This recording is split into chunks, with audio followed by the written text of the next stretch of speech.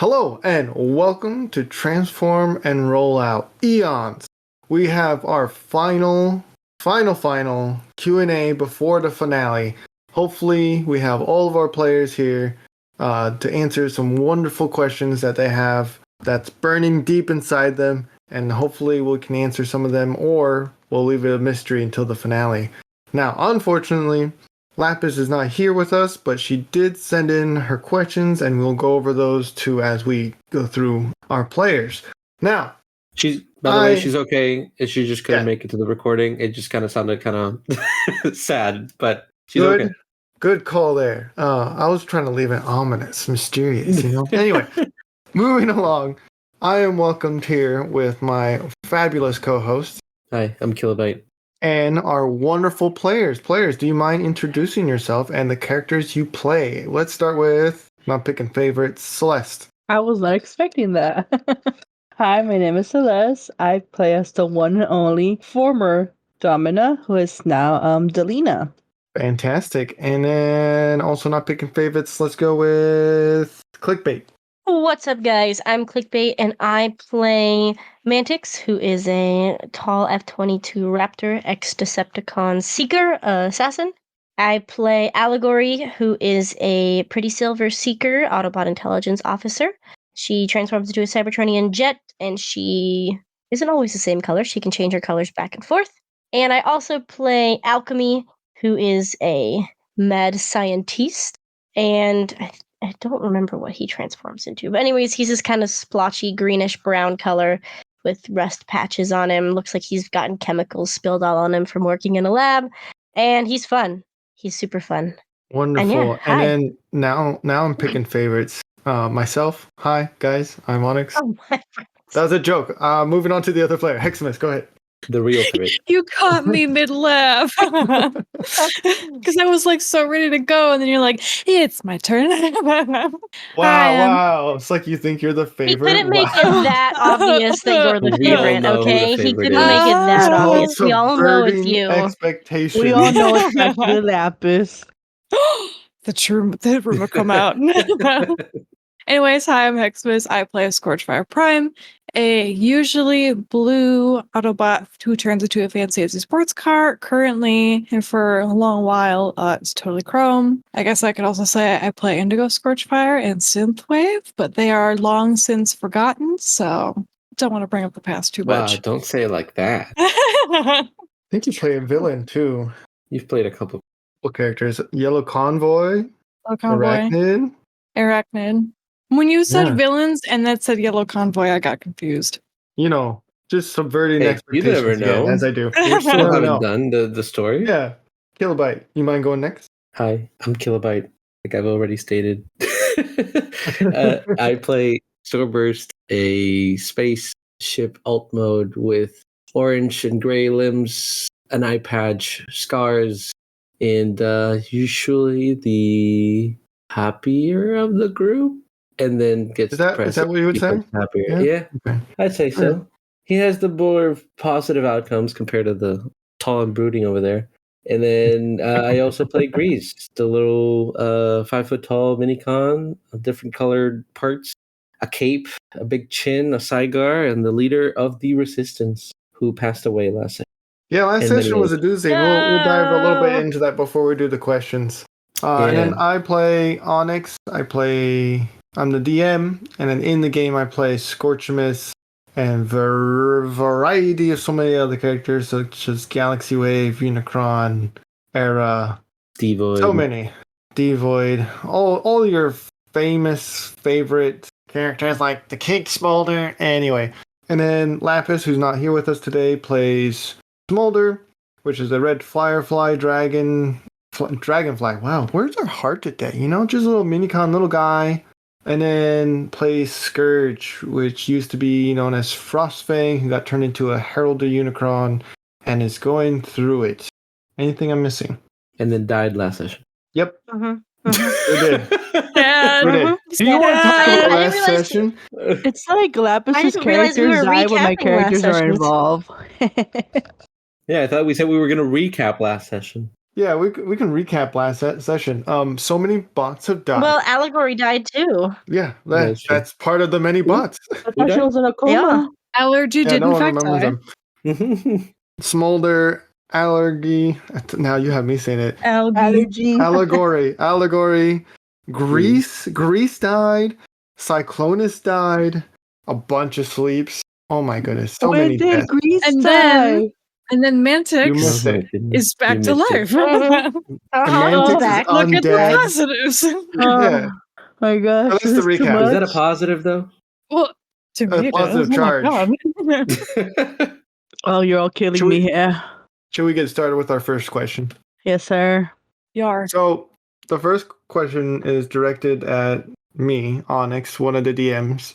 Is you guys get to ask me a question and I'll get to answer it. So let's start with seniority. We'll go with Kilo, Hex, Clickbait, Lapis, and Celeste. So, Kilobite, what's your question? I don't like the order of seniority. Makes me feel old. I don't like. That But was my seniority question. to the podcast. I didn't mean age. No. It's been said already. I'll I'm take a it the way I want to baby. take it. You know. I'm the baby. So my question is: does Historius / Steampunk Prowl work at the same station as Watch? As Same Watch police who? station, if that makes because they were police. From Watchdog? Sorry, you cut out at Watchdog. Yeah, from Watchdog. Okay. This is from the steampunk universe, right? That is correct. I think they do. However, I don't think they interact that much. Like, I think they probably worked in the same building, just in maybe different departments. Cool. I think I they like know that canon. of each other. But I don't think they've worked with each other to be close, if that makes sense. Yeah. What do you think Cool. Watchdog would think of Prowl? A steampunk Prowl? Watchdog seems a little bit kind of more loose with his investigations, and Prowl is definitely probably by the books, so they probably wouldn't get along. But I think alchemy might help them with that. I'd like to see more alchemy. All Yeah, right, alchemy who's is good. next? Me too. I love that little guy. I love alchemy very much. I think the next old one is Hex. Yeah. Is me. So my You. question is, what inspired you most for creating this campaign in particular? Be it media, literature, video games, movies, etc. It's a great question. I love this question. I feel like I may have answered this one, but I can't remember if it was in a Q&A before. But I love reading books or listening to books. And I was reading a lot of time travel books towards the end of season 1 and the start of season 2. So one of the main ones I really enjoy is called This Is How You Lose a Time War. And then there's another one called The Rise and Fall of Dodo. Really good books, by the way. Go check them out. And it got me thinking, it would be really fun to tell a Transformer story that had to deal with time travel and kind of an homage to the Silver Matrix, the Primus Vanguard. And I also felt like there was more to do with the Season 1 characters. And I figured it'd be fun to loop in the Season 2 characters to give it like more of a, what's the word? Rangier? Like a build-up? Wow, what's the word I'm looking for? Really bad at Expanding words. the universe. Expanding the universe, sure. But like the thing that these two books have in common, which is why I really enjoy time travel, is like when you go in the past, you don't affect your own future. You just affect a different timeline's future, which I think is probably one of the better ways to deal with time travel. Because when you're dealing with players and you tell them something is going to happen, and then they go in the past and they change that thing to happen, then the consequences of the thing that was supposed to happen never happened. Therefore, them going back in time to stop it from happening ceases to exist. Therefore, that it becomes a paradox. And I wanted to avoid paradoxes. So, does that answer your question? Oh, absolutely. All I could think of was, when will you learn that your actions have consequences? Fantastic. Clickbait. What's up? My first question for you, Mr. Onyx, is for Please, Mantic Mr. Onyx specifically. is my dad. Oh, and then what should I call you? His Onyx is fine. You have a dad? No. I thought you were gonna go in a totally different direction with that. Then you just Jeez, went, Hex. It's just Mr. Onyx. Professor Onyx to you. Mr. Professor Onyx. Okay. Yes, Anyways, thank you. Mr. Professor Onyx, I did not go with such a broad question. I went with a narrow question. For Okay. Mantix, what is something you would have liked to see him do in any of the previous episodes, or any challenges you would have liked to give him? Or you can answer it for a different character. No, I like this one. I kind of wanted to see Mantix versus Evil Mantix. I feel like that would have been really cool to see and really Yes! well thing. The problem is it would have been you arguing with yourself, which would have been very confusing for an audio audience. But if we ever made a comic of this series, I would make some minor tweaks so that would happen. I think that would have been so much fun to do because I don't know to see. It's almost because Evil Mantix is almost just like how Mantix was in the beginning of season 1. So it'd be kind of interesting to see how his character arc would be dealing with his past version of himself that kind of went a little bit more evil, and I kind of like that kind of setup. Yeah, that could be super fun.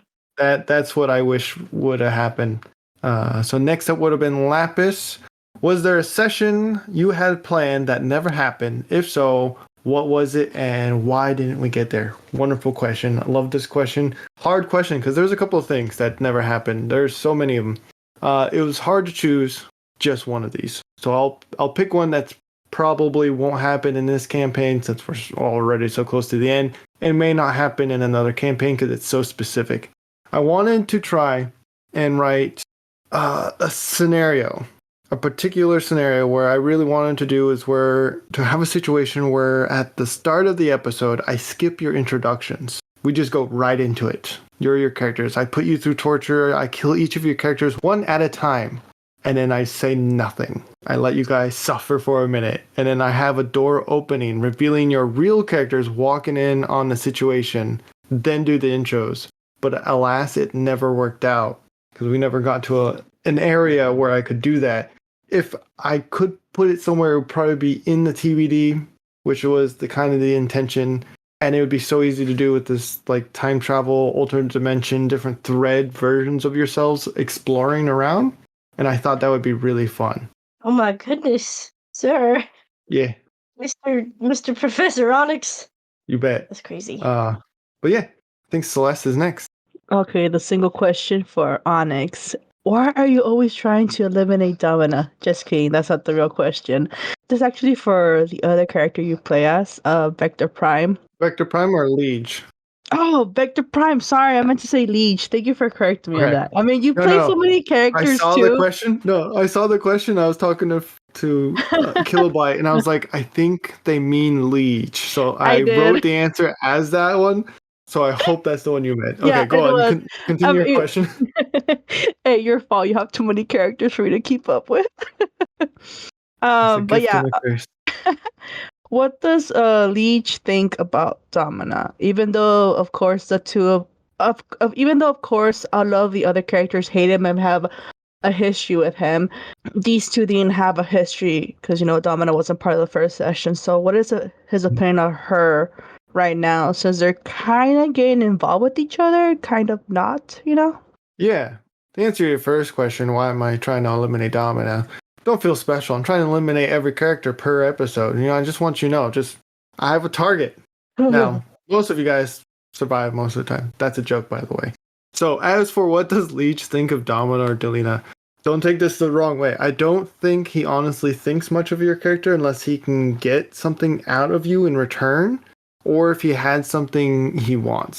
He doesn't necessarily hate your character. He's been focused on an agenda that I don't think your character could serve at the moment, so he hasn't really interacted too much. You don't have anything he wants from you other than you could be a threat, so he's just kind of keeping you not far away, but also an eye on you, if that makes sense. So he doesn't hate you. That's all I needed to know. Awesome. And I think that's our first rounds of question. I'm going to hand the mic off to Kilo, who's our co-DM of this season. Kilo, take it away. Hey.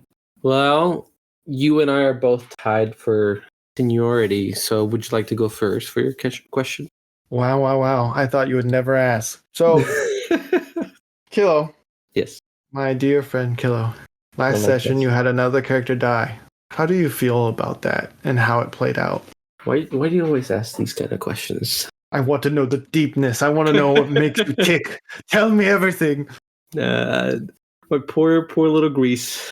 First, he lost oil to Unicron's power, and then Schwartimus. And then when he manages to capture oil, so he may find a way to rescue her, you go and kill him. But other than that, it was a sad scene. I feel bad. I know there was too many characters, and I was playing two, so I knew one of them was going to get cut off at some point. I didn't know which one, but I am sad he's gone. But I think he's had a good arc.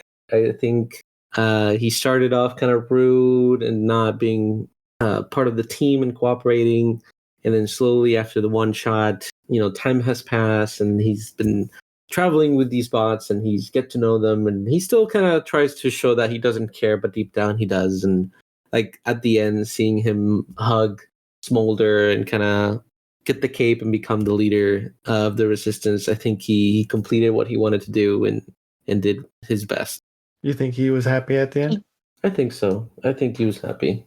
He was, I think that's what he matters. still He did his wanted to best. help Oil, but I think he completed what he wanted to do and did as far as he could until he got swarmed by sweeps. I mean, he got to die as the Supreme Leader, High Air Commander Baron, Yes. and never Yes, he got to see did. that title taken from him. So I think Yeah. it's definitely a Died plus. with it, yeah. Yeah. I miss him so much. Oh, poor guy. I am barely finding out he died. I'm just like, Oh, huh? yeah. Oopsie. Oopsie. There was a Oopsie. lot of deaths last Yeah, episode. that's last Oh, episode. yeah. Mm, for sure. At least my character wasn't responsible for this one. My Ah. hands you are know clean. Oh, Well, I'll move to the next question, which is my own, which is, will we see more of the steampunk world in the future campaigns? And to that answer, I say I will make sure it comes back because I really Never. enjoy it. I really like the Yes, Watchdog and yeah, Alchemy. yeah. It'll never so- happen. We'll never see him again. Shut up. We're gone. Unicron cannot ate them. wait. I Yum, yum, need yum, yum. alchemy. We No. have no say in this. No say. Alchemy. but He's I really illogical. like it, so I really want to bring him back. So I after support that. that, after answering my own question, it would be Hex's turn. Hello, Kiwo. Whoa, Hex, whoa.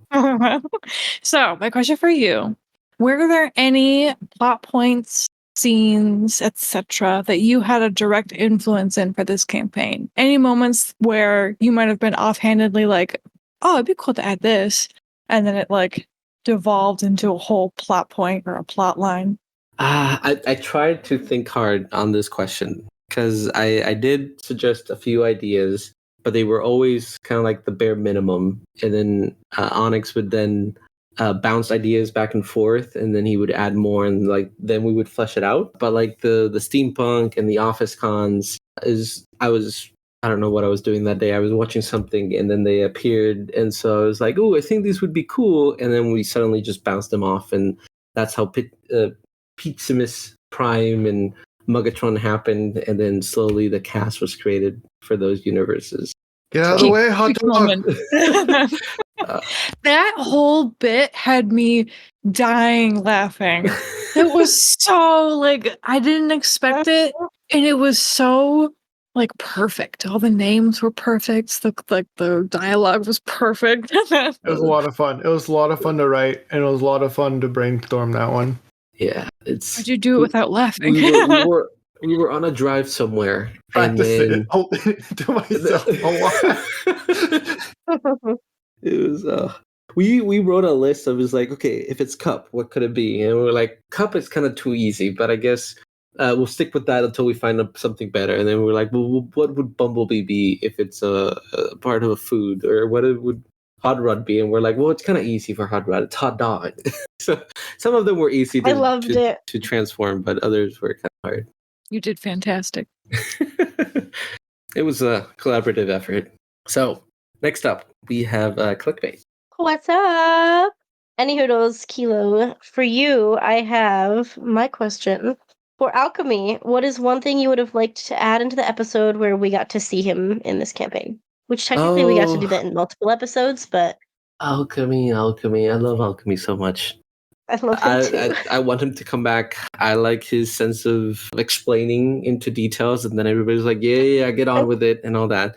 So I really like that. I think something that I would like to do was have alchemy experience the sweep and do like his whole brainstorm moment of like identifying and analyzing and kind of examining them in real time instead of just telling about it and saying that he did all that or they were working on that. Because I think you as a player having to do all those kind of technical analysis and all that would have been very interesting and fun to see. Because that's kind of what I like about my investigation kind of drama detective shows is just them saying the fancy words that I'm not sure if they're correct, but they sound cool. With premise that's hysterical. Got lots of big words. Yes. So with that, we have Laps's question, and it says, do you have a favorite plot line that you've written? And to that, I would have to answer that I really enjoy the toy world and visiting the toy world. I loved making the goofy spoofs of the actual toys and making them like as silly as I could be. And it was great coming up with the brand names and how they look, like the Mecha Cheese Gundams, the Gouda mobile suits, and then the Karens and the buff soldiers. I don't know. It was super fun. That was a lot of fun. And finally, we have Celeste. Oh my gosh. I think I'm gonna blame you guys. Maybe I misread how you guys put these questions. Everybody's questions are so good, and I'm just like, yeah, I misread this stuff.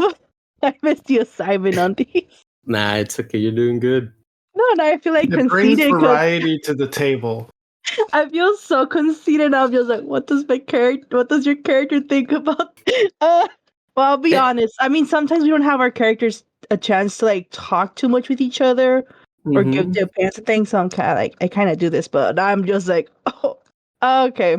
Well, for Kilobyte. So I don't think Domina has been able to interact with your characters that much. Only with the NPC Steve. So I can only ask either the first impressions they had of Domina, which was for Grease or Stormburst, and their last thoughts of her, perhaps.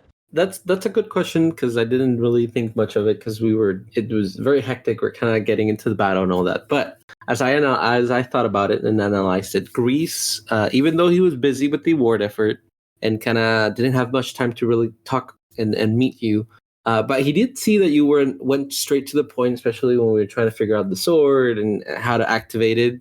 And he really liked that you were like, let's get the job done and kind of move on because he's always like on point. It's like, let's do this and all that. For Stormburst, he met Domina the first time. He was very depressed. I think at that point, Synthwave was lost, and so he was floating in space for a long time.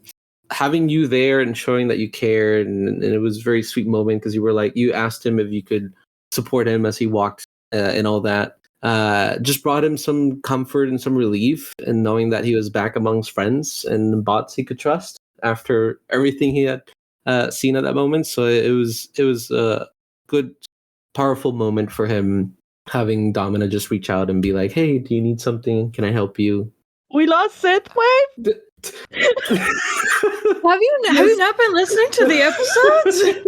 She's been lost for a long time. No, you know my issue. I have to avoid some episodes to avoid myself thinking my character was there and not bring that information into the next sessions too.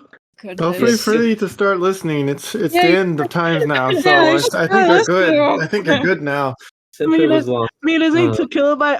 What? Yeah. Oh my god, everyone's dead. Yeah, you sacrificed yourself. All my friends are dead. Allowed him to escape. So. Oh, thank you for your answer, though. That was really nice to know. Yeah, you're welcome. Well, the last question is for both DMs. Would you like to jump back and forth on it? Or? I think that sounds great. So I will ask my question to you, and you can ask your question of me, and then we'll just go back and forth there and hop in with things we need to say. Sounds good. So my question to you, DM, again, I feel like we were just here. Do you have any plans or ideas for a campaign you would like to run, or are you interested in directing another campaign? Good question, because We started. Thank you. We started season 3, and during our journeys to TFCon, it was on our journey back from TFCon actually.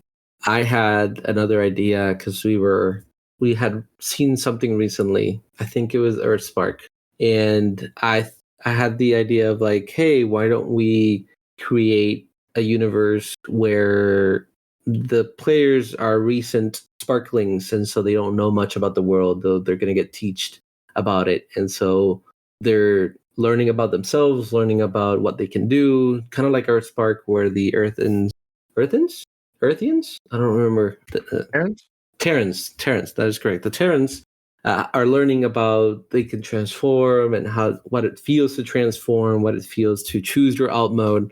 So I thought that was a very cool, interesting idea because I don't think it's been done before in a D&D setting in some sort where like you just hand your players a blank sheet and they don't know what they're playing until they start playing and they learn about it. So that's kind of an idea of it, and definitely directing. I would love to come back to directing. I'm a little bit busy right now, but I do want to continue some stories that I have written down, and I don't want to give too many spoilers, but hope they're good and that everybody enjoys them.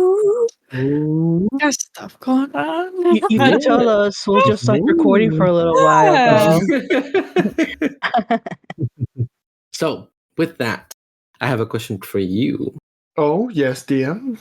So, given that Smolder was crushed last episode by a Titan, Yeah. Mhm. and he has a little bit of Liege inside of Go him, on. Yes. Mhm. does him dying, does that kill Liege?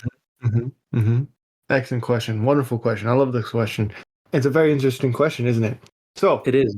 I feel like a part of Liege would die. That is correct. But it's not all of him, right? It's only a small part of him. It's a similar situation to when you guys first killed Liege in the Alita one-shot or episode 0 of Eons, where he stored part of his consciousness inside of Smolder's mind while his body was destroyed. So that in that instant, it would be the similar but reverse. So he's not all dead, he's only mostly dead in that Interesting. situation, but then he kind of came back to his full and had his body. So in this situation, only a small bit of him. Now, if Liege or King Smolder, let's do this in the reverse, King Smolder has a variant of a similar situation, right? Why he's King Smolder or Venomous Prime as he goes by. If he would die, you would see a cascade. Oh, okay. Because all of Liege is inside of Venomous Prime. Yes. Okay. Okay. As far as we know, but I'm that not down. going to add any weird twist Write here. that down. So, Oh my god, you're so right. so there you go. This should be pretty much information you as the players should know because it was pretty well established early on in the campaign and probably mentioned a couple times where Yeah, but it's one good to of them know. dies the Last whole episode I was trying to kill King Smolder. So Yeah, you sure were. And we saw something similar happen with Vector Prime in the Dead Universe. As soon as one died, it was cascade of the other ones. Great question, though. Who should we pick on next? Vector Prime died? That's what I did know. I was gonna say, there's no way you didn't know. I was there this time. Do we want to go backwards and start with Celeste? I think so. I think we need to pick on them now that they made that comment. So Celeste, would you tell us your question for both DMs?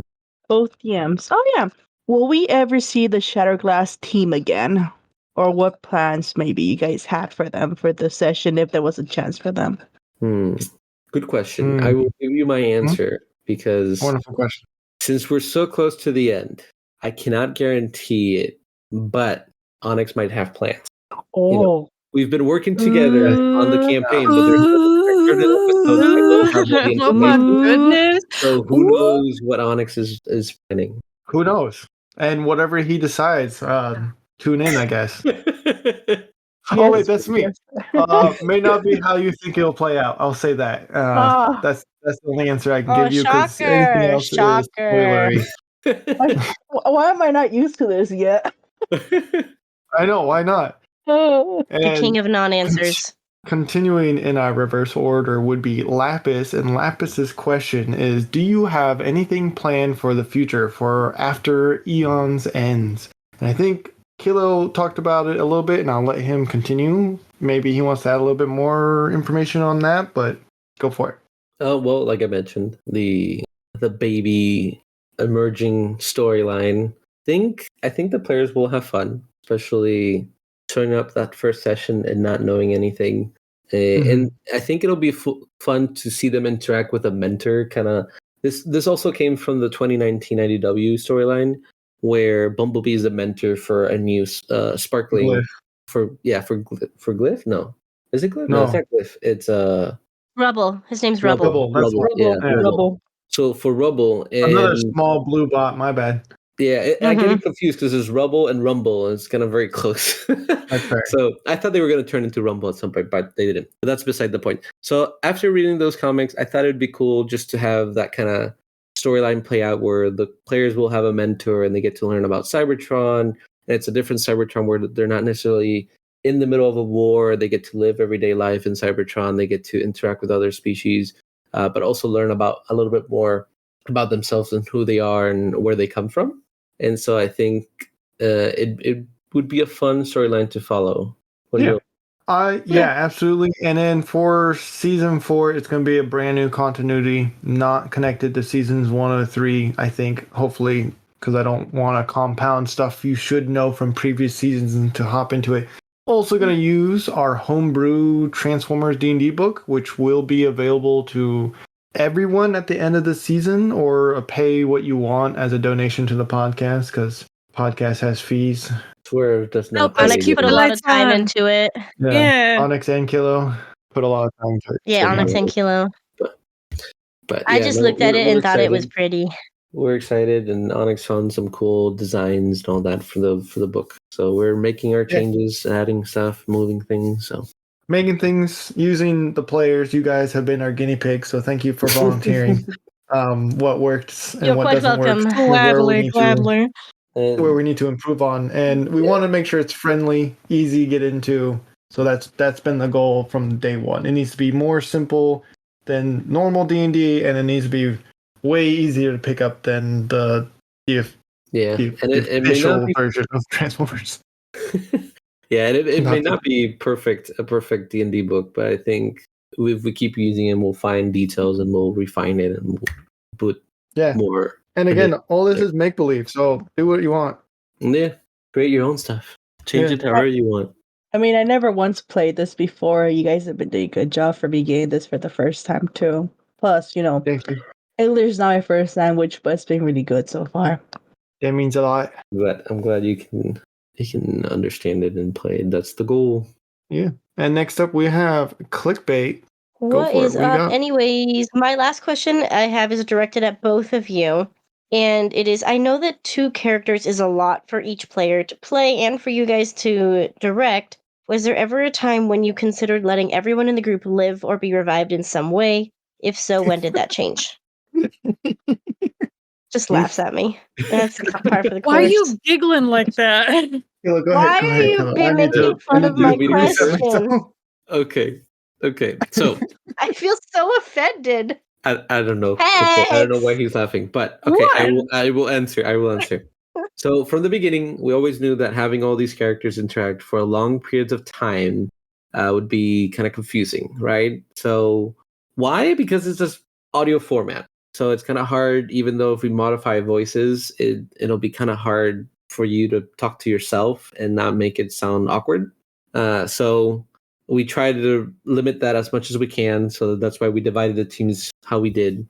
And then that's why we decided short bursts of interactions between your characters would be best. And then at some point, remove them in some way. Either they get left behind or they go somewhere else for another mission and they'll come back later. Or they would die if the story needed them to. Hopefully that answers the question. Yeah, no, to add on to that, I don't think there was ever a time we considered letting everyone live. Though some deaths were delayed, we were trying to kill most of them off during the mid-season area. I'm gonna be honest. Around starting episode 12, that's when they'll start go time. some deaths got delayed because it didn't seem right for the moment. Allegory was always meant to lose her memories, and that would have been a death-like situation. However, she got pulled back Wow. in because we didn't know if Mantix was actually going to die before, and we wanted to make sure you still Gee. had a character. They're really after you But- here, bro. Taking on poor clickbait. I see how it is. Yeah. So that's one of the deaths that we're like, she's got two characters. I don't want to murder both because that seemed unfair. Then we didn't know. We didn't know. You think? Like literally, and then last you episode murdered the evil decided that. Mantix. Yeah. So yeah, that's the answers. Wow. Wow. The things that I put up with in this campaign. And you've had You're a welcome. blast. You're You doing can't deny great, that. Judy. Oh, I have had. Yeah. I've had an absolute Mhm. blast. See? Well, then it was Yeah. all worth it. And keep coming back for more. Well, there's I been don't know ups and what's going on. downs. There's been ups and downs. Yeah. Hex, I think you're next. Hi. So my question for the both of you is: there's been a lot of plot lines, little twists and turns, but what has been the hardest challenge in creating this campaign? You want to go first? Sure. Making sure things were clear. I wanted to make sure things were reiterated enough times where no hints would get lost. I don't want to pull fast ones on you guys. Dealing with time travel and try not to kill characters too quickly. I know that seems contradictory to what I said previous to the previous question, but I didn't want to kill the main cast too fast. I didn't want to make it seem like everything was doom and gloom. Making sure that there were fun times mixed in with the oh my god we might die times. I think that was it. Making sure everything made sense. So you wanted it to be a slaughterfest, but like a slow one. Yes, correct. Slow Nice, nice. slaughter. Yeah. I will add to that. I think also, since there was two DMs, making sure the other one didn't know the twists was Mhm. also important, because we also didn't want to make it feel like, yeah, there's two DMs. Eventually, the listeners will know that we're both DMing. So we didn't want to make it feel like, since we knew we could direct you to where we wanted you to be, or we can affect the game. outcome how we want it to, because it just doesn't feel right, right? So that was another part of like, here, we'll talk about this, but then I'll keep some of this hidden. That way you can still react and you can still play the game and not be like, oh, I know what the outcome is. I won't do anything about it, or I'll do this to make sure it doesn't happen or make sure it happens, because we want it to feel natural. Just trying to keep them in the loop only as much as necessary. I feel Yeah, it's like really maybe tricky. bounce some ideas. We're like, hey, I'm thinking of this episode doing this. What do you think of this idea? Would you go this way or not? And then change it accordingly, but then keep more stuff secret. Both DMs. It was really hard. Mamma mia! Both DMs end Yeah, up killing that- their own characters. Yeah, no. no, that was really hard because it was sometimes like I had to keep secrets from Kilo. I just could not tell him, and I felt bad when a situation would arise to one of his characters, and I'm like, I'm sorry. You know? He Sacrifices texts must you be during made for the integrity recording, of like, why didn't you discussion. tell me? Yeah. How could you? I'll get a message either afterwards like, I didn't know this was gonna happen. I'm like, sorry. I'm sorry. Not. I think that's the last of the questions from you guys. Now we have some questions for you, and we changed things up a bit due to feedback. Oh my And gave you- goodness. Heads up on what these questions were. And the first one is, what has been your favorite scene episode that has involved any of your characters you played? And let's go back in reverse order. So we'll start with seniority, and I guess I have to answer this one too. So Kilo and I will answer this, and then we'll go Hex, Clickbait, and Celeste. You want me to go first? You ready? Wait, who? We can go first. Okay.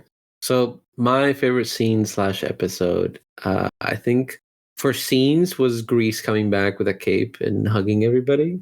Because I knew the players were not going to expect it, and not seeing like Grease show up out of It was nowhere. really especially, cute. he's been gone for so long. He's just been in after credit scenes. So I think the players might have even forgotten he was out there. But just having him come up with on the shoulder of Soundwave with his cape and just being like, I'm the leader. it was great. That was a really good one. My favorite episode playing Scorchmas was interacting with the Wreckers characters. and Alita 1. Specifically, still my favorite scene, where he went invisible and was told it was a useless power by Lindsay because if he moved, he would be visible again. And it was hilarious. It was really, really good. was I great. still chuckle That at was that. great. poor So guy. good. What a useless power. Oh, So good. That's so authentic too. She was like, "Wow, why did you pick this?" She sounded so exasperated too when she said it. It It's was like, so oh good. my goodness, you could feel it. Yeah. Hex, you're next. I have a couple. I have 2 for Scorchfire, and then I actually have 1 for Synthwave. So for Scorchfire, I think my favorite scene was getting a nat 20 when hitting Galaxy Wave right in his optic and permanently cracking it. To get a nat 20 for something like that felt so good. It was, To finally a really, stick it to him. really cool scene. It And I was made sure so every time perfect. he's described, he Yeah. has that crack in Yes. later episodes. Yes. After everything he's done, he deserved that and Yes. more. It was so Yes. like vindicating. Like, you perfect. finally got what you deserved, you stinky. You could have fixed it, but the No. 20 was too strong. But then also the back and forth between Devoid and that whole little arc with him, I thought was really, really fun and interesting. And as Mhm. someone, especially for Scorch, who loves making friends, it was really fun. And she's going up to a spooky demon and being like, "Hi, can I be your friend?" And then for Synthwave, it's just that one line where she is talking to it's Evil Mantix at the time with Stormburst there, and he's being kind of condescending to her, and she says something along the lines of, "Okay, so tall, dark, and handsome. You don't have to be so mean," or something like that. And it was just such a cute little moment that was also very, very Synthwave's character. Yeah. Mantix was so rude. I know it was the evil one, but it's I just so know. rude. I know it was really exciting to be just a total asshole to you guys and have everybody like, Mantix, what are you doing? Why you gotta be so rude? Rude. Don't you Speaking know of I'm a Mantix, bot too? clickbait. Hi, It's your turn. can I help you? Oh, my Yeah. promise. Well, I previously had not considered Evil Mantix as an option, but now I have a favorite scene for him too. Anyways, when I read that question, it was a really hard question to answer because there's so many different things overall that I loved and enjoyed, even with my characters and with characters that I didn't play. And I think overall, performance-wise, the back and forth when Scorchamus found Allegory again and she didn't know who he was and she was scared of him, that I was literally crying as I was doing that scene. It was heart-wrenching. It was so hard to play and it was so hard to watch as somebody who enjoys the interaction that those two have. I was like, "Oh my god, I just want to go with you right now," but she wouldn't. She'd be scared of you and it was so hard to do, but I really loved the way it worked out. And then Yeah, with no, it's a terrifying Mantix, scene because it was covered yeah, it in really was. energon and just brutally Mhm. murdering tarantulas in front of you. Yeah, and she like had never seen at that point. She'd never seen death before. She was not, the hardened soldier that she'd become or the warrior. She was just a little lady, and I was like, she would be absolutely horrified and scared to death because you're like tarantulas didn't kill you. You're the one who killed him, and now you're like, oh yeah, come with me. I'm going to protect you. Of course, she's not going to believe you. So it was really hard to do.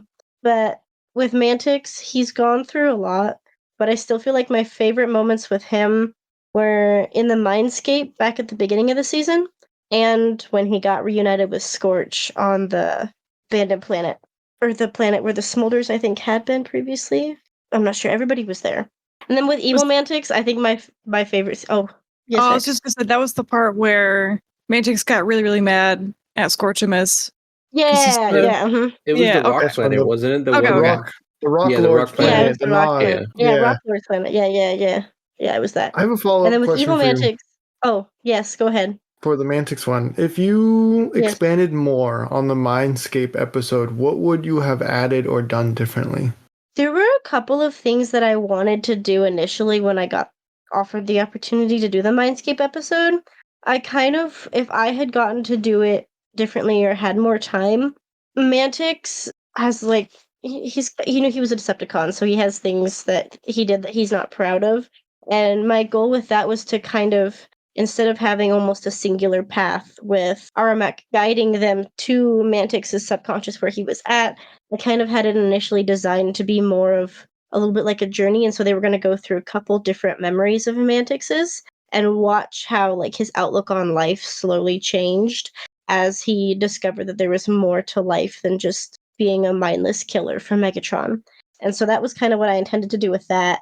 And it was going to be, I wanted it to showcase that Mantix felt worse about what Mantix had done than probably anybody else, but there was not enough time, and I really liked the way the Mindscape still turned out anyways, but if I had more time, I wanted to dive a little bit deeper into Mantix's backstory and how his outlook on life changed after meeting the group. So I had That like a would've been couple of really warm, cute. fuzzy memories in there too. Yeah. It would have been like sad and then Sounds intense and pretty then good. cute, but that was the goal. I like it.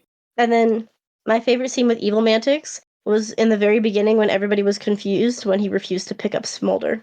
So That's my favorite for him. specific. Wow. It makes so much sense.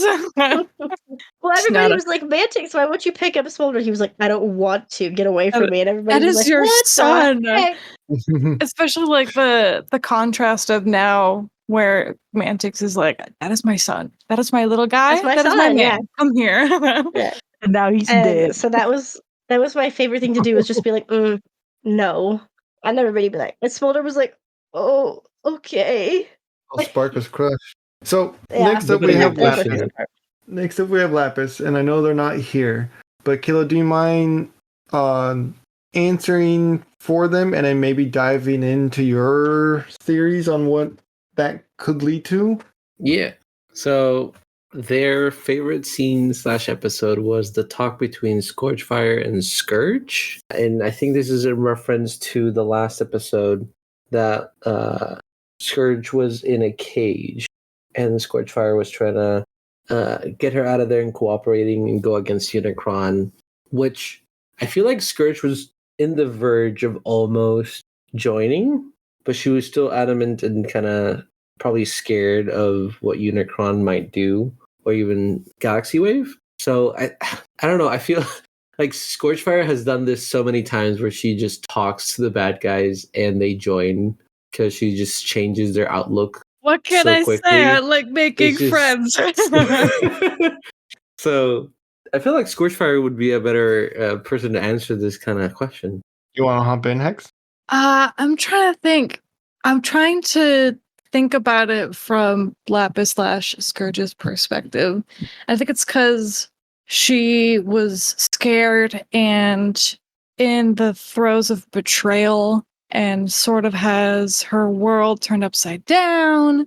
And when Scorch talks, I feel like she's not lying. She's not trying to tiptoe around it. She's just kind of laying everything bare and being honest and just speaking from her spark. And I feel like that typically, usually fingers crossed, knocks on wood, is what gets to people most.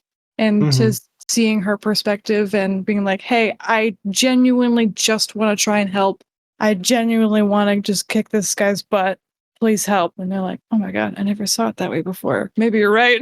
So I think to have someone just see her as she was in that moment and actually want to not necessarily be on her side, but to just help her out through a tough time, I think that really spoke to Scourge, is my guess.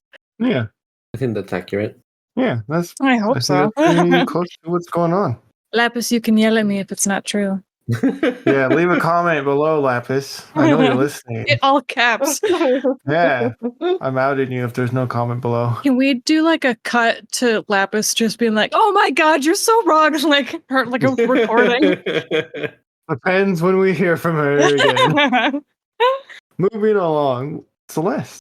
Oh, what has been your favorite scene episode that involved any of your characters you played with? Well, thankfully, I only played one character in this whole session. It would have to be when Domino and Frostbang were taken to Domino's original timeline. And not just Frostbang, but also Steve. But our viewers, listeners, got to know a little bit where Domina came from, her Vector Prime, the interaction that Domina got to have with Frostbang for a while there, with Steve. before being sent back to the chaos. I just appreciate the DMs not just speaking to me beforehand, but being respectful of the timeline, because it's like an original timeline I created. So I haven't even published this in my Instagram so much about it, or my Twitter, or where I put my character sheets in. So it's like the first time I had what would be Domino's original timeline being explored, Uniterra timeline. So I do appreciate that the first sneak peek got to be with the D&D session. Give it time. I'll send Unicron there. I had a You blast because can't I have was good Or playing. nor. I was playing Steve, so that was pretty fun. Just having Steve explore that timeline. I like playing a blind Vector Prime. I feel like that's very Greek mythologistic because he can see the future, but he's blind. Mm-hmm. I like that. That was fun. You I gotta- And the remember, whole, what was it? He was waving. yeah, I I was like, remember that what do you want me to episode. do? He's blind. They're like, It's yeah, over because here. I think I said Steve waves at Vector, and you're like, whoa, you said he was blind. I'm like, yeah, he can still wave. So that was great. My premise. It was nice seeing how Steve got stuck in my timeline now. But take backs. He's so cute. Poor I miss Steve. Steve. But yeah, Poor the Steve. difference between He's the living a Vector better life. Primes too was nice. I would say that was my favorite scene. I mean, the one that still strongly impacted me before the whole situation where Domino and Frostfang had to go back to I The can't TBD. pronounce TBD. Mhm. Yes. Okay, you see, it's been a full year and I still can't get that one right. And then they got back to the chaos of the TBD. But yeah, again, for me, it's my favorite because the timeline I work with my characters is so special to me. I still haven't shared it out there. So for me, it was like, okay, I trust my little baby timeline to be shared in your session for your other listeners too. You know. Yeah, it's safe for now. Thank you. Wow. That's a joke. That's a joke. I'm You know, not giving you anything else. All right, that brings us to our next question. And we're going to go in reverse order. So it's going to be Celeste's turn again. What has been your favorite scene or episode that has not involved any of your characters you've played? This could include NPC characters you've played. That's not really a main character, but yeah, I think you guys get it. Okay. As you know, I tend to leave sessions and barely listening to Satmas episodes to avoid God mode moments. But I think one of my favorite ones was when Frank was invited into one of the episodes at Starscream. I love the interaction between Starscream and Smolder, especially how Frank has Starscream being so happy that he sees Smolder again. Like, it's such a treat to see Starscream or hear him to be happy seeing somebody again, you know? Especially somebody who he calls a friend. So we're like, oh, it's so cute. But then we got that issue again, like with I don't know, it's been such a repeated gimmick in the session where people forget who they were once friends with. I think Smolder had it twice, then we had Allegory, and then not Allegory.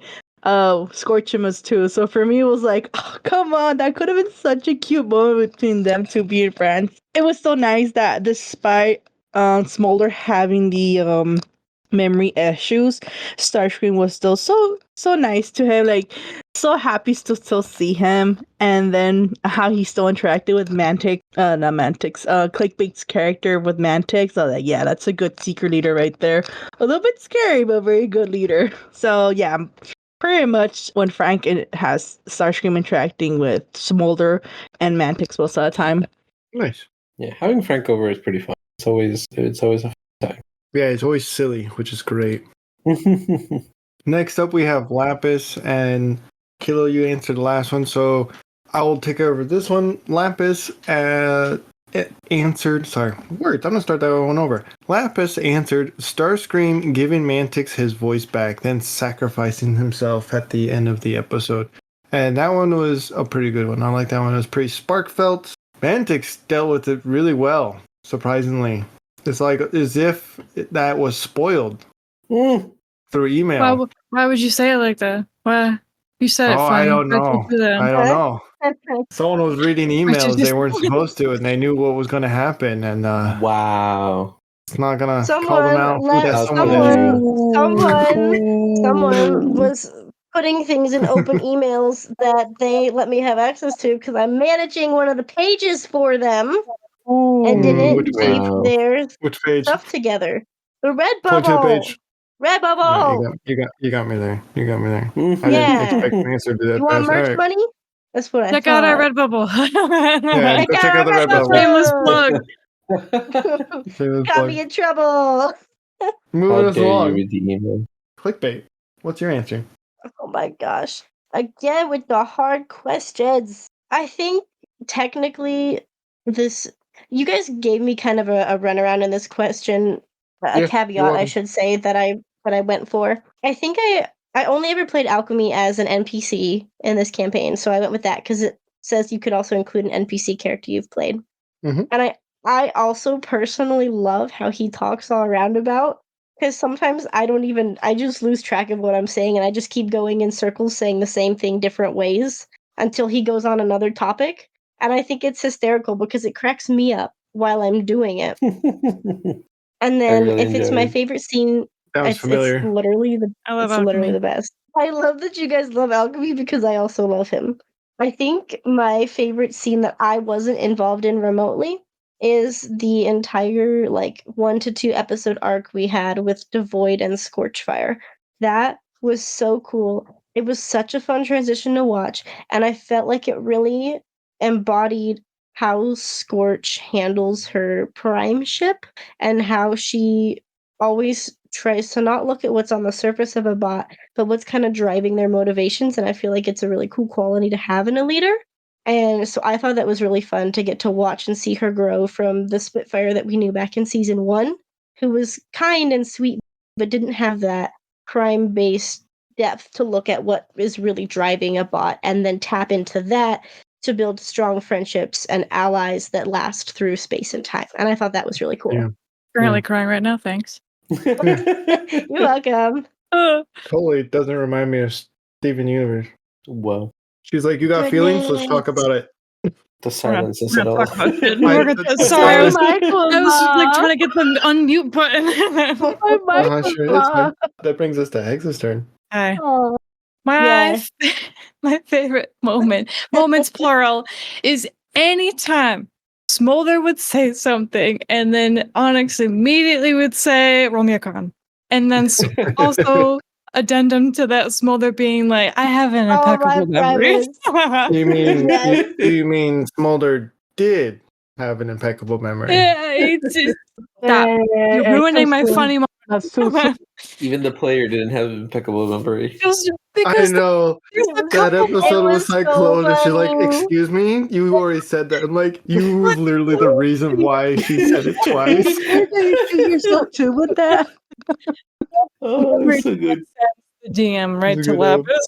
It was like, I know she in the moment she was genuine and she genuinely forgot, but it Oh, was yeah. such perfect timing.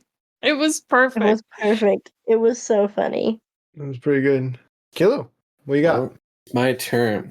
I really enjoyed seeing the return of the Smolders from Smolder Worlds and their new leader, Venomous Prime. I Yeah. did not expect Onyx to be doing the voice, and that caught me off guard, and I really enjoyed it. So did Lapis tell you Look at- how that name came to be and what they thought that meant? I feel bad, but I also don't. I did. At this point, we should be trusting with any question we need to reply. Mm. She said that you were you asked her for a name if Smolder became Prime, and so you were bouncing a couple names around. And I think she said she really liked Venomous or something different, and then you modified it a little and you worked together with that. And then she thought she was going to become Prime, and then suddenly Venomous appears. So she's like, no! What was I said earlier this recording? Subverting expectations. Poor baby. Lapis. Poor Lapis. You manipulated it out of her. Okay, I do that a little bit to all you guys when I'm asking Make a you questions public for this apology. campaign. I'm we sorry. know. We know. We've all but- found out. I'm sorry. Leads us into you. Me? Oh, that's a hard question for myself, being the DM, Scorchamus, haha. But I would say the King Starscream plot line was fun. I like seeing the speech Frank gave as King Starscream in another world where he took the place of that version's King Starscream. And it was kind of fun because we never really found out exactly what happened to. It was kind of hinted at, but not like super harshly. Harshly, that's the right word? No, not super well. Explicitly? Somewhere. Yeah. But end of it was there was a revolt. Rat Trap and a few Beast Formers murdered that King Starscream, and it just so happened another Starscream showed up and took the place. So that's why Rat Trap was acting weird around Starscream, why a lot of the guards that were pretending to be guards were acting weird, because they're like, we just killed you. What's going on here? Why can't you But I just really stay like dead? Yeah. But yeah, I think that one was pretty fun. Yeah, I think so too. I listened to it afterwards. I couldn't make it to that, but that was very fun. So, would you like to read the next question, Kilo? Yes. What are your opinions, thoughts, feelings about the series plot and story? How do they compare to when you first started your character's journey to now? I can answer this first one. I think the story has had a great variety when it comes to action, tense moments, and emotional moments. And that's what I really, really like about it, because with all the characters that we've interacted with, all the different timelines, there was always this opportunity to put them in different scenarios and see how they react to meeting themselves or meeting a different version of themselves or going into an evil timeline. And so I loved seeing all those interactions between the players and all the NPCs that we've created, but then also those tense moments because we knew these characters were not all going to be able to be there until the end. So just seeing those play out and kind of see their reactions to losing friends and new comrades that they've made and other versions of themselves as well. How does this compare when you first started out this season? This season or season 1? I guess none of your characters really made it from season 1, so it would be this season. It was, I guess, yeah, Wow. that's true. That's true. I feel bad. Well, my character started already rough. Stormburst was in the Vanguard, and he had already gone through a lot because he had lost his timeline. I think Grease had a good time for the most part because he met Oil, he met Swartimus, so he was kind of like on a weird road trip of adventure, and then eventually just kind of ended abruptly because he needed to be removed from the scene. So Stormburst was bad, and then it got worse, and then it slowly has been getting better, I would say. Oh, You sure about that? We won't know until the end. Yeah, the way I would answer this, it's a vast, huge world with lots of little details and mysteries, and I'm very interested to see how the finale ends and goes. Compared to the start of the campaign, there were so many ideas and thoughts, but not many came true since they either didn't make sense for the time being or the players decided to do something else. And that's not a bad thing. I wouldn't change anything. I think I really enjoyed a lot that has happened. I liked everyone had character development, character growth. Everyone's character started off with different expectations for the season going through. I don't think many people, unless you do know, knew what was going to happen this season. And I think that's a good thing. Wow. I am also interested in how the finale is going to play out. So I know I'm nervous. Me I'm too. real scared. I Yeah, know what's not gonna everyone's gonna make happen. out. We're gonna die in the end. we're going to die. We know. Oh, He's don't gonna spoil try and kill it. us all again. Magic 8 Ball says yes. I thought it was a No. coconut. I was gonna say That's not that joke. Hexamis, you next. there is so many dynamics between so many characters, but I've mentioned it before. But I'm kind of a sucker for this dynamic. It's the relationship or bond between Scorch and Mantix and Smolder, and eventually to the rest of the cast as they start to become, at least in Scorch's eyes, this kind of amalgamation of a weird family. Like outside recording, we keep calling Scorchmas like the weird uncle, and like Stormburst is Wow, the the weird uncle dad. You know it's true. It is true. You are the weird Leech uncle. was the Domino's weird grandma. I'll be Yes, No, sir. Leech is a weird cousin. That's not What? what Lapis said last episode. What'd she say last episode? She said, "There's my uncle." really loud. I kept it in the Just record. We're supposed to fill the lead. Smolder doesn't have good memory, so we can't really trust what Smolder's saying. He's allowed to change his But- opinions. It is really sweet to see the bonds between them all grow a lot stronger. Because, like I mentioned before with Mantix, especially, like he wasn't quite addressing Smolder as his little man, his little son, and now he's like desperate to have his little man, his son, by his side, and with Scorch, of course. But to see that everyone cares very much deeply for each other is really nice and really sweet, and makes my spark warm. Kilo, do you mind taking over Lapis's question or answer? Can do. Well, Lapis Wait, isn't it my turn? Is that true? Is that true? I rescind my In terms of statement, and seniority. we're gonna bring it I'm back. pretty sure. Yeah, Clickbait. that's what I thought. Your turn. Excuse you. Yeah. Anyways, Oh, it is. We'll fix it in post. wow. It's been this campaign in and of itself has been a wild ride. I love the campaign as a whole. The story is super cool and it's so multi-layered that it's been difficult to predict what's going to happen. As a player who's attached to my characters, it's definitely been really hard to see the things they've gone through and to, let some of them go. And even somebody who's attached to other players' characters, I get so sad when somebody dies. Like, no, please, why? But Other than your for characters, Mantix, who's been your saddest death? oh God, I think overall, over Mantix's entire journey, I think he probably feels the most responsible for Stratostorm. Okay, continue on. Stratostorm's Yeah. dying. Just joking. Oh my God!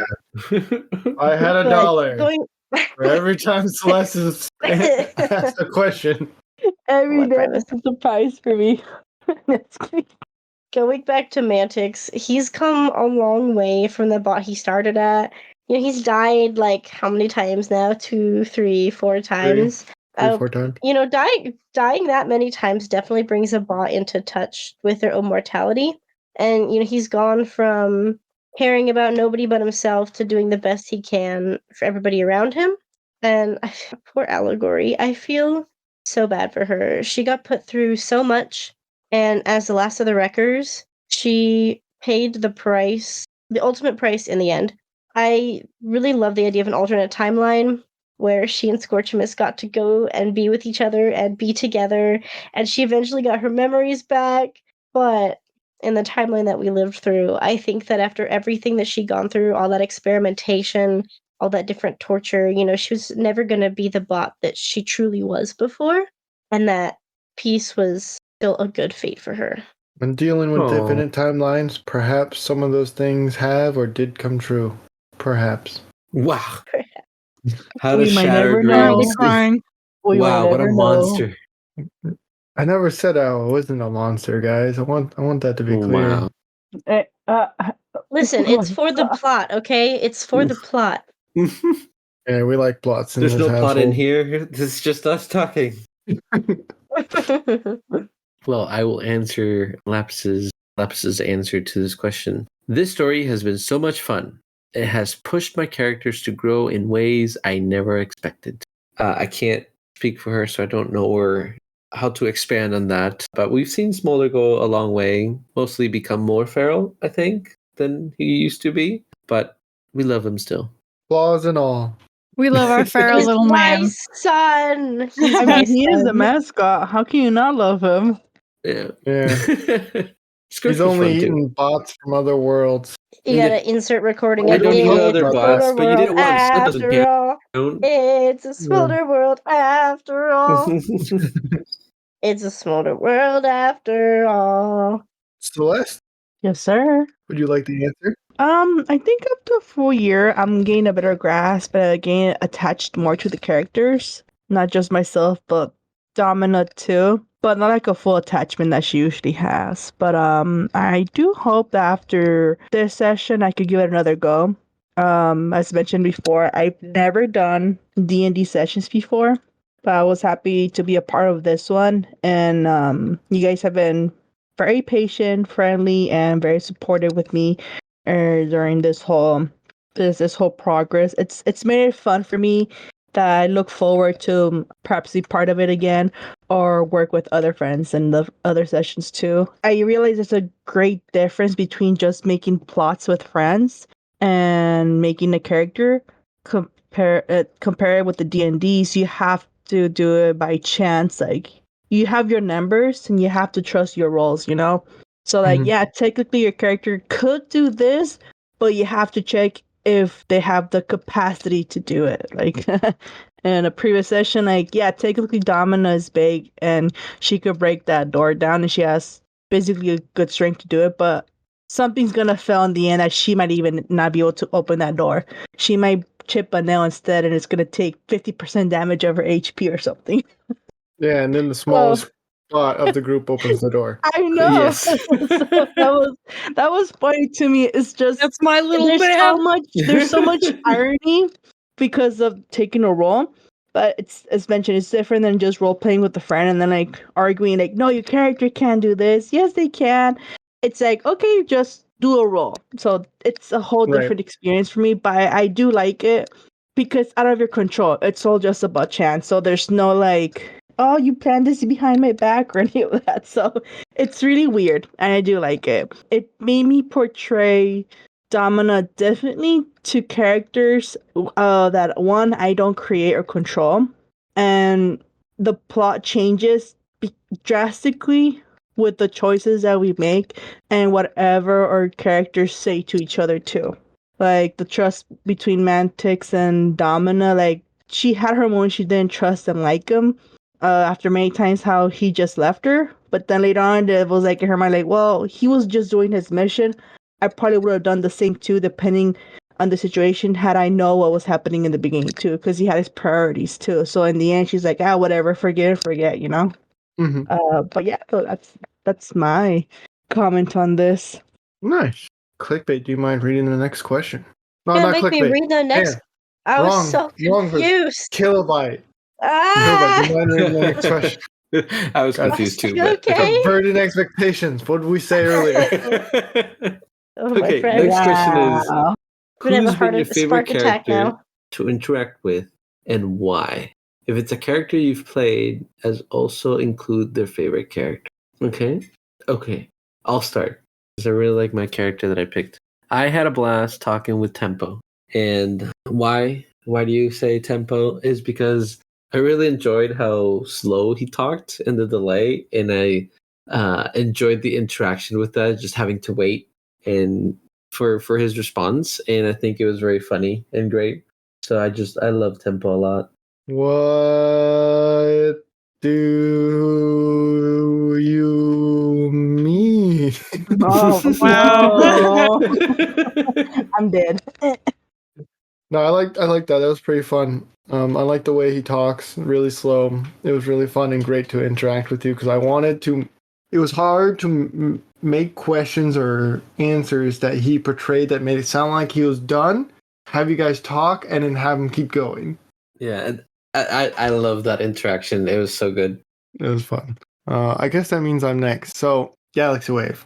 We see him mostly for after scene credits and how he's evolved past being a tool for Unicron and thinks he can take on reshaping the universe to the way he sees fit, which has been fun to see that slow change towards the beginning of Eons and then just fast paced towards the end. Because he's done. He was a tool for Megatron. He's a tool for Unicron. I think he's done being a tool. And he's trying to take matters into his own hands. And being reformatted by Unicron, I think, allowed him to not think logically all the way anymore. Because before then, he was like shadow played himself. He was shown to have no emotions. But we see him showing emotions after the fact when he was reformatted by Unicron. And I think that's shown here, him making hasty decisions and thinking he can do things differently. What do He you was players think? reformatted by Unicron? Oh my god. No more dead I can't surprises. take it anymore. Have you even been playing this game at all? Or Oh, you taking did. shots every time Celeste has questions Oh, about no. something that has been answered. So I'd be conked out. Yeah, right. I think that brings us to Hex's turn. I kind of want to piggyback off of your answer, Onyx, because Galaxy Wave is such a piece of work. He's such a character that really easily gets under. He is a piece of work. Yeah, he's just something, all right. I hate him. He gets under. No, go ahead. Yeah. No, That's his goal. Loathe That's his goal. To get entirely. under your skin. Yeah. He wants to always do the right thing. And I think whatever the next campaign is, the bad guy needs to be different. It needs to not be this guy. It needs to not be a Yeah. logic-based He's character. It needs to be like a Joker character that's he's just so- like chaos He's for such a mean chaos. bad guy. Yeah, Yeah, he's such a 'cause he's- little snot. He's too powerful, I think, because he's always making the right move. Yeah, he in is his too head. powerful. Yeah, So- it's, Yeah, you he's can't goad somebody's him into dark anything. thing. I feel like Whatever you have season to 4 pull- brings, the bad guy is going to be chaotic. Oh no. Oh God. So there I'm you here go. for it. But also, to extend my answer, Scorchmas also has a lot of fun stuff to say. It's really fun interacting with him. It's just Mhm. Like what? such a, Like what? well, just because Not to they're toot the horns. just because they like it's like not quite talking to a mirror like yourself, but it is like that Spider-Man point meme. That's me. Mhm. So there's been a couple times, I think it was something in the recent episode of like Scorchimus holding Allegory, and Scorch was like, "We don't have a type. We totally don't have a type." Just little stuff like that. I guess it's sort of reminiscent of Synthwave and Crossboom, but like they're both a Crossboom. little more on the same Cross Summit. wavelength. Cross Summit. Oh no, Cross Summit, yes. Too many How dare names. you get your twin mixed Wow. up? Wow. Ah, he's dead. They're both dead. It's fine. Ah! I did. Wow. another shot. Crossboom, I think, was in love with Eight Wheeler. Mm-hmm. Yeah, Crossbow. Isn't that how that went? Yeah, okay. He did many In one of the things for timelines. love. No, in both the both timelines. Was it He both? did the bad things. He did the bad Yeah. things for love. Yeah, Don't he do did that. bad things for love. Yeah, That was don't do the that. lesson there. Don't do that. Yeah. Isn't that the guy that's Yeah, in the second timeline, they ended up together. No, In the first Yeah. one, they did. Eight Wheeler stabbed Mantix. Well, Mantix stabbed Mantix, and then Eight Wheeler stabbed Oh my. Mantix. Oh, jeez. It's getting too That one I am complicated. generally I stabbed surprised. Mantix? Yeah, you stabbed me in the throat.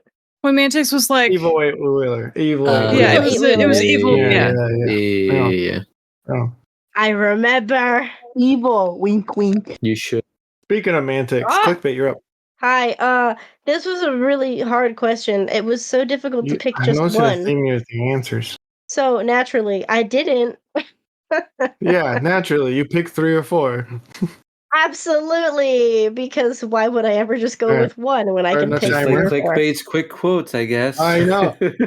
Anyways, hey, charging we're you not for getting every into that minute here. over 3. Wrong podcast. Anyways, I'm gonna add on to one of these answers here. I really enjoyed it with Starscream a lot because you never knew which direction he was gonna go. If he was gonna be serious and Starscream like, or he was just gonna go on like this massive soliloquy speech, or just say some totally how Scorch and Mantix interact. They're so cute together. And I think it's hysterical how Scorchmas and Mantix act because he gets so I love angry with him them. all the time. And then I love It how is really Scorchmas- funny. and I love how Scorchamus and Allegory, like Scorchamus was all flirty and Allegory was all, oh, nah, psh, like bashful. It was really cute.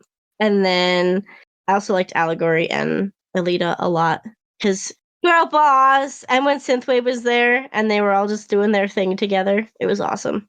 That's all I gotta say. We love the girlies. Yeah, sensing I themes. just gotta. I think you I just gotta mentioned talk Domina faster. and Mantix haven't interacted much, which is not true. They've Yeah. interacted a few times. Mantix just abandoned them quite often. Listen, for the Which was plot. brought up a They had couple to times by the speak. It was player. like some Brought up a couple bickering, times. but not It's like, like you're friendship. avoiding And them. We didn't get a chance to build any sort of like relationship is what I mean. yeah, There was interaction between them, but they didn't establish like a communication pattern or a relationship Got it. Just business. like Mantix Yeah. did. Pretty much, yeah. I mean, like there was Yeah, just just one Mantix time. didn't leave. It's just business. There was just Just one business. time Mantix Oh my was just God. being supportive when she lost her Matrix. Like that's the one moment that I would say friendship they had, I guess, like comrades, but Yeah, anything fair. else was just professional. They didn't Yeah. understood it was all because of the mission. So they understood they're both strangers. They're keeping their focus on their Mhm. missions, like, And then the no only hard other thing I feelings mentioned anymore. was that like Stormburst and Mantix, they're going after a lot of the same things. They're kind of working towards the same goals and ideals, but they're going about it through different methods and different ways of doing Mhm. that. Yeah. So they're kind of That checks different, out. I'd say so. kind of for the same goal. Yeah. Yeah. And I'll do One is- Lapis's answer to this question. So Lapis answers probably Liege Maximo. He's just such a snot, and I have so much fun pushing his buttons. And boy howdy, has Smolder and Lapis pushed Liege's buttons all the time. I really enjoyed this is me talking now. I really enjoyed being Liege's voice inside of Smolder's head or taking over. That was a lot of fun. Some of that was like I could predict maybe what Smolder would say, and I would have something written out, or I would have to like do it on cue. Especially when like Hilo was the DM, I would be like, let I love me that. handle Liege. If Smolder says something snarky, I love I that will so jump in. much. I'll do it immediately, so we don't have to like worry about it too much. So that was pretty fun. But yeah, I think that's It's too everybody, quiet. right? I that's I love everybody, right? Celeste. Smolder. I think Oh, Celeste we're is missing last. Celeste. Sorry. Okay. Yeah. I'm assuming she's going to ask what question we're on. Yeah. I mean, better than saying Leech was in Boulder's head this whole Who's been time. your I'm favorite joking. character? Oh, to interact with. Okay, perfect. I was looking at the last one. It's between Scorchfire and Scorchamus. Yeah, I know one is a Shadowglad version and stuff, but they both have such different personalities. One because Domina has been saved twice by Scorchfire and Scorchamus too when he saved her in the sewers too. I just think that Domina just likes people like Scorchamus who are not afraid to like not just be flirty but friendly with her despite her size. So she did appreciate that. Let her be less nervous. But now she's kind of like it's like I like how their friendship has changed. Sometimes like a little bit of bickering because now it's just like hey, like you gotta focus on the missions now. I do like the interaction of like, why are you patting my head? And she's like, it's a comfort thing. And she's like, at least I don't hold people's hands. And he's like, it's a comfort thing. The little bickering. With Scorchfire, actually with Scorchamus too, despite the three of them being primes, they're not being like competitive who has to lead or who knows more or who's the better prime. There's just a mutual respect with each other, especially between Scorchfire and Domina. Domina puts her trust in her because she knows that Scorchfire knows what's going on. She has experience. Like she has her face and her little baby granddaughter on everything that's going on, especially with her life. Is it she's granddaughter? her granddaughter. Scorchfire Thanks, is her Grandma. granddaughter. Grandma. Yes. I like Her how grandbaby. Domina's the grandmother to everyone. So if Scorchfire is the granddaughter, but like Smolder is still like grandson. Doesn't matter how Great far down grandson. the chain you are. It You're don't just matter. grandmother. Don't let Oh. Granny fool you. She's very old. Domina's very Yeah. old. So I think that brings us to the last question. And so it's a big question, guys. So this campaign has been a difficult and treacherous journey for your characters. How has it impacted your playstyle and why? Like, are you more careful before you make a decision? Are you more heroic? Does it bring ideas for other OCs or future backstories you would like to see in future campaigns? And I'm gonna pick on Kilo. Wow. Okay. So as for playing, I think Stormbirds has been played kind of the same as Stratostorm, just a little bit more kind of self-harm and depressed because he lost his timeline and all that, and Strato did not get to see any of that. And then Grease has become more about the team, and like especially when he was like he hugged Smolder, and he was very happy to see everybody after his little vacation journey through Unicron and adventure with Swordimus. And as for OCs, I've got a few ideas. I have one that I'm currently designing. He's gonna be a tank, kind of like what the one that Bludgeon or Tarn in the Legacy toy line turned into. But I wanted him to be kind of like have a Spartan kind of helmet or face to him, and then have a shield or a spear. And I wanted them to be a mercenary, or not a mercenary, a Decepticon, and just be more about mission at hand. And if you're in the way, he'll just take you out or remove the obstacles so he can complete what he's doing and not care so much about feelings or if this is the right thing to do. Just because I had Grease and he was a Decepticon and he was kind of like that and slowly was like, oh, I love my friends. And then Stormverse and Strata was a mercenary, but he was in the process of changing his ways and kind of helping and kind of fix his wrongs. So I haven't had one where he's a little bit more stern and tougher and all that. I know I made Wildcard and I haven't been able to play her too much, but we'll see. We'll see where that goes. Wildcard, is that from a one shot you were in? Yes, is from a one shot that Clickbait ran. Oh my god, no way! I've never heard of this. Clickbait When does it did a come out? one shot?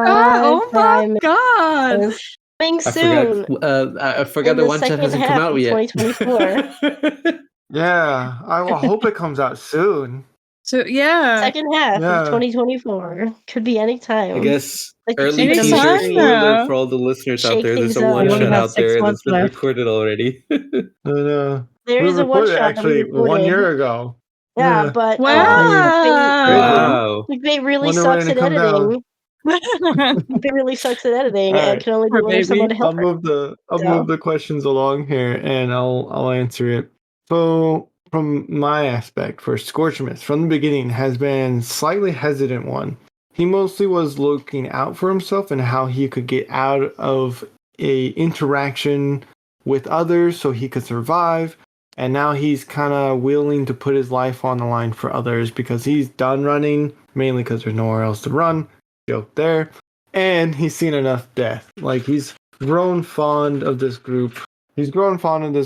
And I think he's willing to fight back for what he believes in now. Are you gonna fix my timeline? Any OCs you're thinking of? So Onyx, saying that, what kind of character would you like to play next? You've played Cross Summit, which was a little reserved and scared of many things, and then there's Scorchmas, who's a playboy kind of go-getter and everything with confidence. So what's next on your character list? I think that's it. I think I'm retiring. There's nothing else left for me. It's been a good run. Boo! Wow. Boo! Lame answer, Okay. boo! So I skipped one of my main questions at the very beginning where there was a question directed at me, but for me to answer it, and I left that open. What is something you guys would like to see? It's not fair giving us to answer your own question. Yeah, Like, this yeah. is not how that works. Anything that's D&D.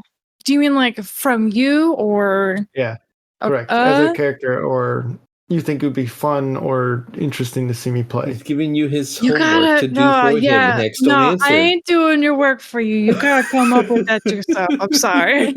I'll help you. But At this point, I don't think I could trust you with any answers anymore, sir. Thank you. No more ideas for you. I've trained you guys We well. found You this out gave last an time. A on the assignment. But if you were to answer it, what would it be? Tempting.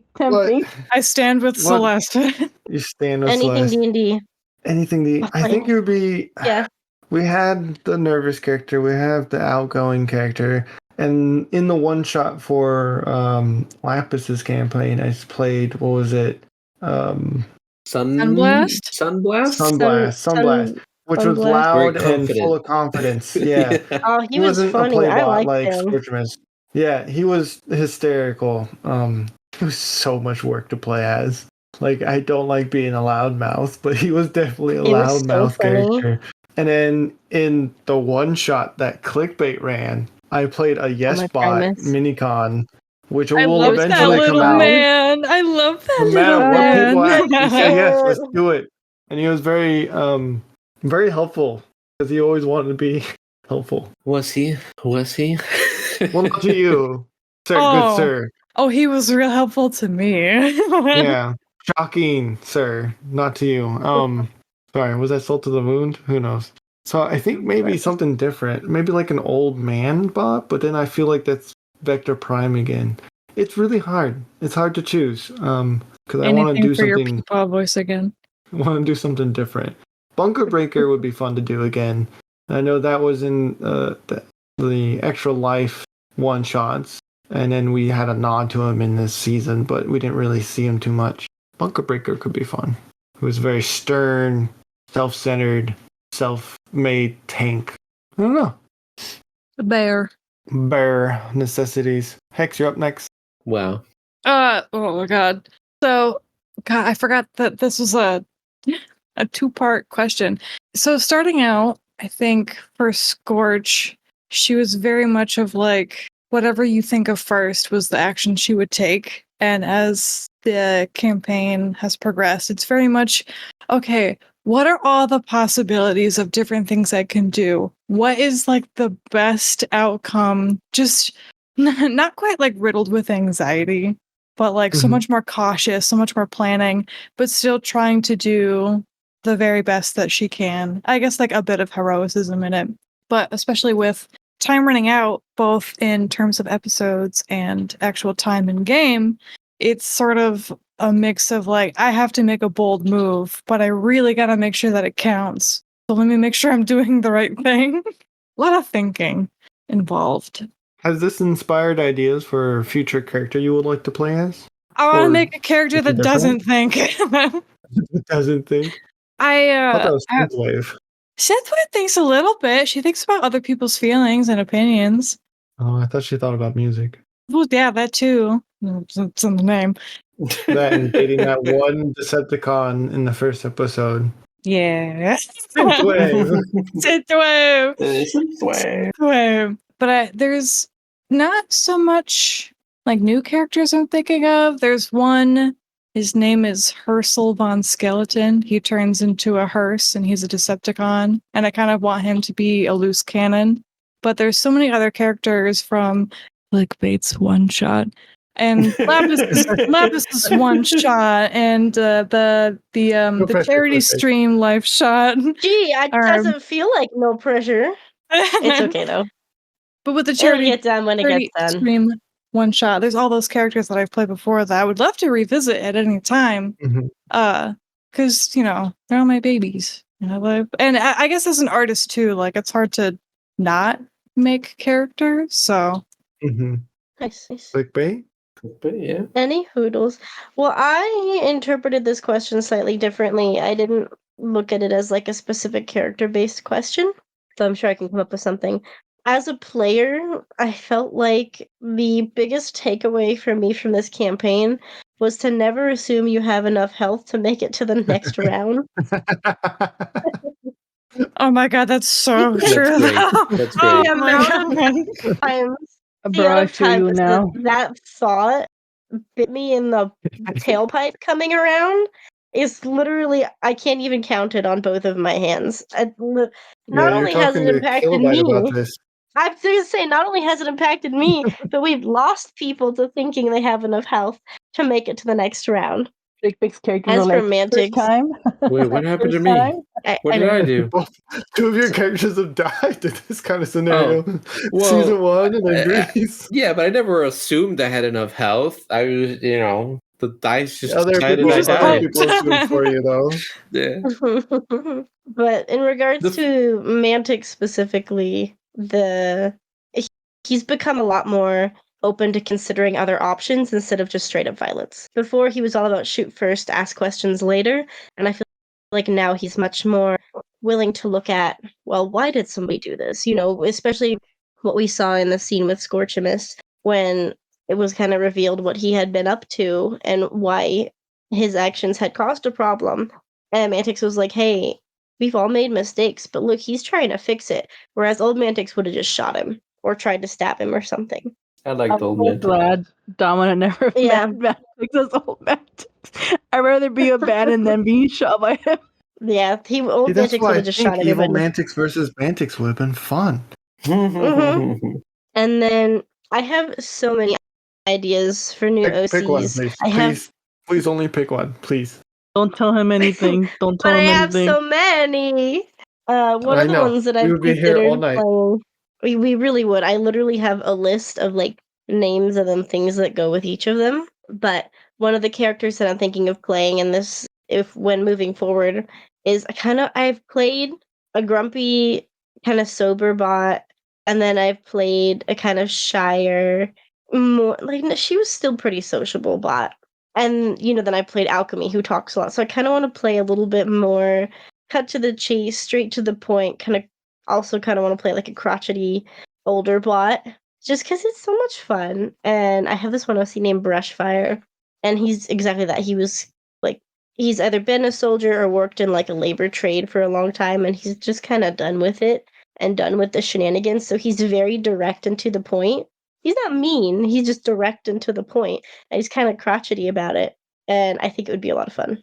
Nice. Does that satisfy Kilobyte. your request? I think so. Kilobyte, do you mind taking over Lapis's answer? Can do. Lapis said, "It has made me feral. I've had to play Smolder as increasingly evil while his memories were being taken away, and I found that reflecting in some of my other moments, such as when I play Scourge." I don't know what she means by feral, but I think just Smolder going crazier and crazier. Just being a 'cause of little Leech. gremlin, I think. I think she means like acting on impulse. I could see that. I could see that. Yeah. Bringing us to our last player, Celeste. What's your answer to the question? The last one. I think I accidentally replied to it with the previous one, but I'll just repeat some of it.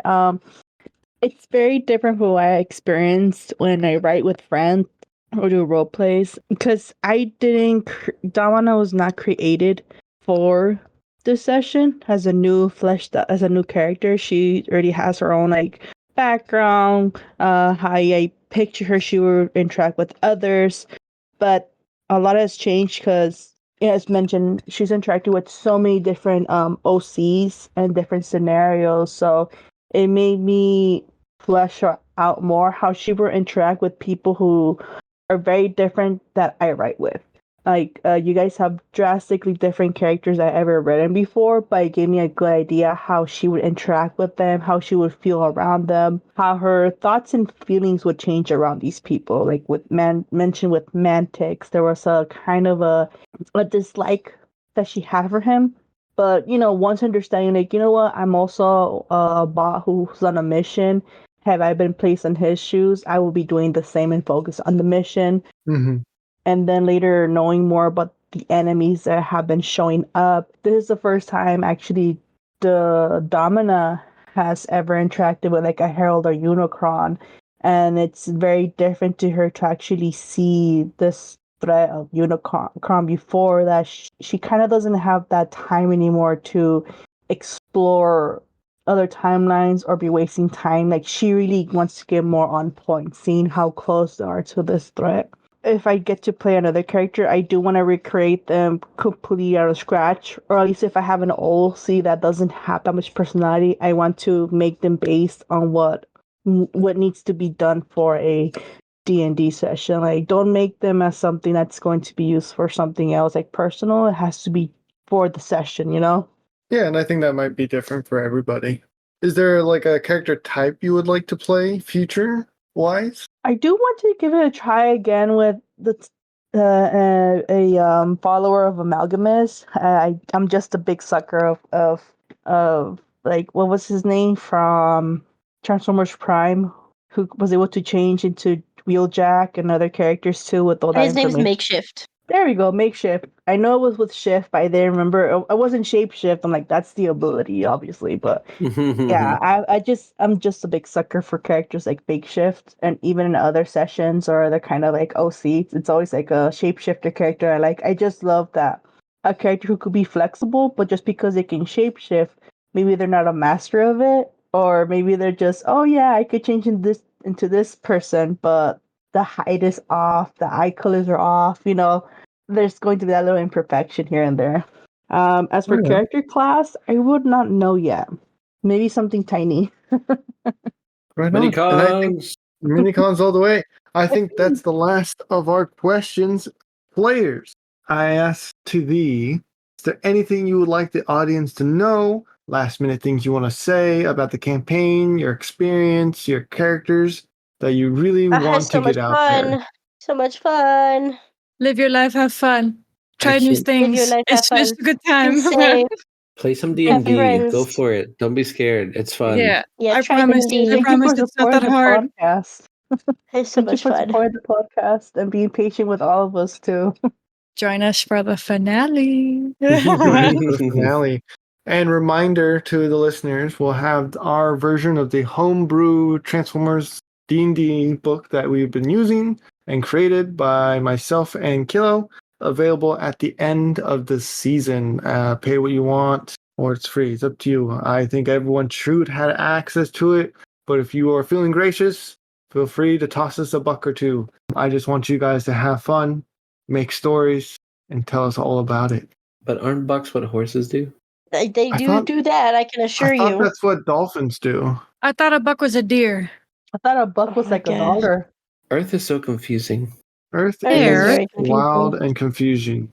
Confusion. I'm But so confusion. until then, thank Well, you we sort all this for out. listening. Uh, I hope you stay safe out there till all are one. Till all till are all one. are all one. are one.